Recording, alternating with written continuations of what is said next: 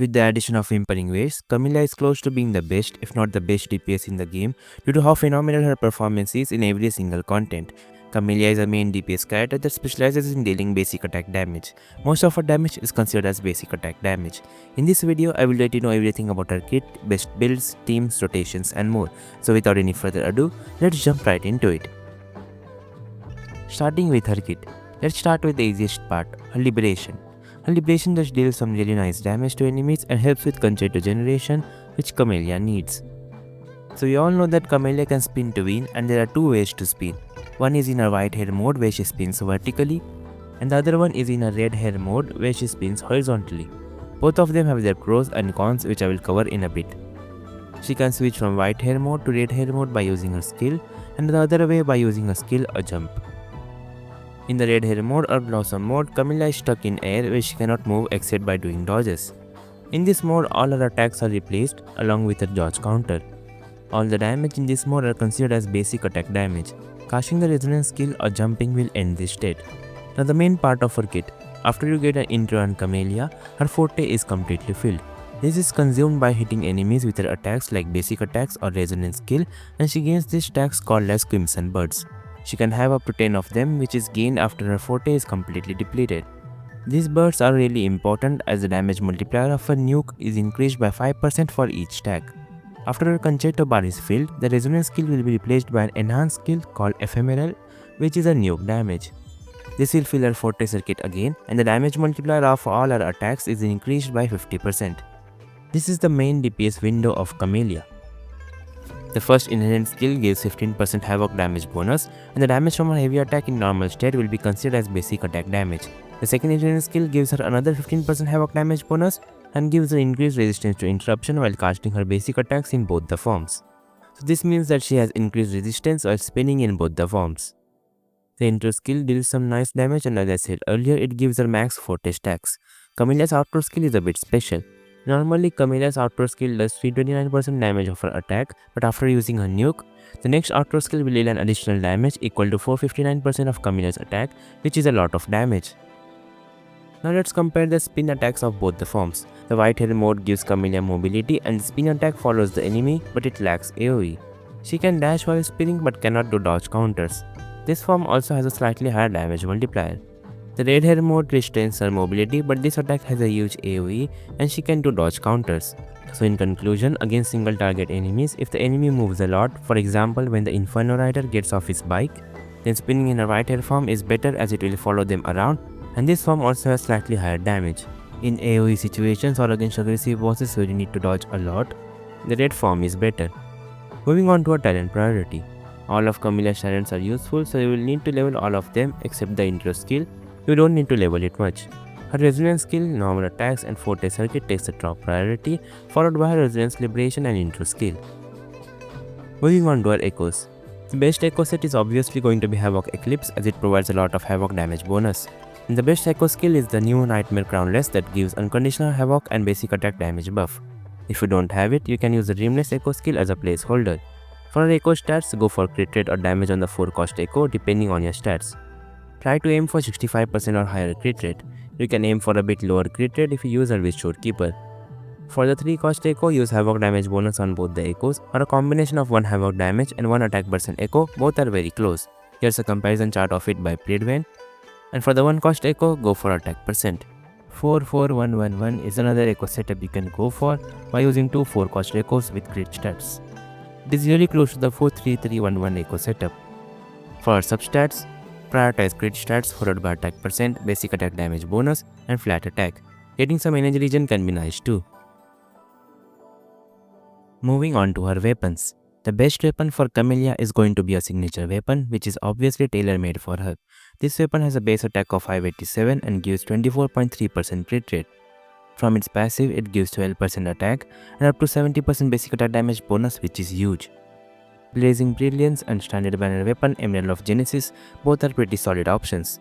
The Blazing Brilliance is slightly better as there is no condition on getting the attack buff, but both are pretty similar as Emerald of Genesis also gives energy regen. If you don't have any of these 5-star options, don't worry, we have some good 4-star alternatives too. The free 4-star weapon from 1.4, Somnier Anchor at max refinement, is our best 4-star option. This weapon gives up to 40% attack and 12% crit rate, which is used for a 4-star weapon. For other alternatives, we have the Lumen Gloss, Command of Conviction, Endless Collapse, or the Lunar Cutter. Moving on to her team comps. Camellya has 2 base sub DPS characters that she needs in order to make her take the spotlight by dealing crazy amounts of damage. Camellya's main damage type is basic attack damage, so Roshia and Sanhua are 2 of the best supports for her. There is not much difference between them, but Roshia is slightly better, especially in contents like Whimpering Wastes, due to her amazing crowd control. Her buffs are better than Sanhua, but she has a bit longer fill time, so this makes both of them really close. The engine is an alternative if your Sanhua is used elsewhere and you don't have Roshia. Cantarella is another great option, as Camellya can benefit from the 20% Havoc amplification buff, but the resonance skill amplification buff is wasted. And for the last slot, you will need a sustain support like Shorekeeper, Varina, or Baishe. You can also run Cantarella in the spot of the sustain support. This team will work well in a double intro rotation, but still not as good as a traditional team comp with Varina or Shorekeeper. Moving on to a rotation. Camellya's rotations are very simple or could be slightly complicated depending on how you wish to use her. There are 2 types of rotations, one is single intro and the other one is double intro. The single intro rotation is really simple. You intro into her, use a skill which can be animation cancelled by using her liberation as soon as the second hit of the skill registers. You can choose to skip the skill if the white form is preferred, but with Emerald of Genesis, you can use the skill, liberation and exit the skill state to get the stacks of the weapon. Do her spin attack in any form that is preferable in that situation to gain Crimson Buds. Use her forte skill when it's ready, spin again till her forte is depleted.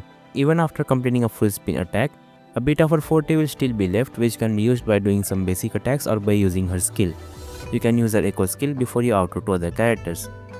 In double intro rotation, as the name suggests, you get 2 intros on Camellya.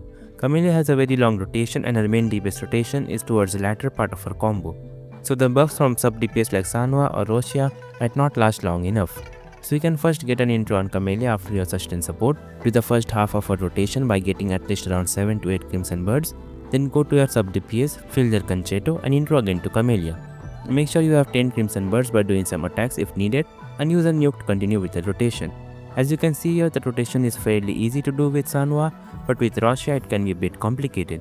I have covered the double intro rotation with Roshia in detail in a different video, which you can check out after this video. Link will be there in description.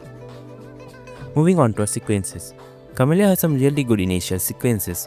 The first sequence gives a 28% crit damage increase after using her intro skill for 18 seconds, and she becomes immune to interruption while casting her Forte Circuit's ephemeral attack, which is really nice as she can easily get interrupted while casting it. It is around 11% damage increase, which is not bad, but signature will provide more damage increase. Her second sequence increases the damage multiplier of a nuke attack by 120%, which is amazing. The third sequence increases the damage multiplier of a resonance liberation by 50%, and when in budding state, that is during her main rotation, she gets a 58% attack increase. The fourth sequence gives team-wide 25% basic attack damage bonus after casting her intro skill. The fifth sequence increases the damage multiplier of her outro skill by 303% and intro skill by 68%. And with the sixth sequence, Camellya will be dealing more than twice the damage of her S0. This sequence enhances the damage multiplier of her attacks after using her nuke by 150%, and it gives her another skill just like Forte Circuit's ephemeral attack. This skill is triggered after 15 seconds of using the ephemeral attack and if the Concerto bar is filled. This skill is like second ephemeral attack but better. It will also put Camellya in enhanced state and the bonus damage multiplier is increased to 50%. This sequence will greatly increase Camellya's rotations too, where you will need S1 Shorekeeper to buff her entire rotation. All in all, Camellya is an amazing DPS with a very unique playstyle. She deals massive amounts of damage with huge AoE, but she does have her cons like inconsistency against highly mobile enemies. In contents like Tower of Adversity, she may fall a bit behind the other top tier DPS due to inconsistency, however she is far better than them when it comes to Whimpering Wastes. She is amazing in both the contents while the other top carriers are mostly better in only one of them, which is why I highly believe Camellya could be the best DPS we currently have.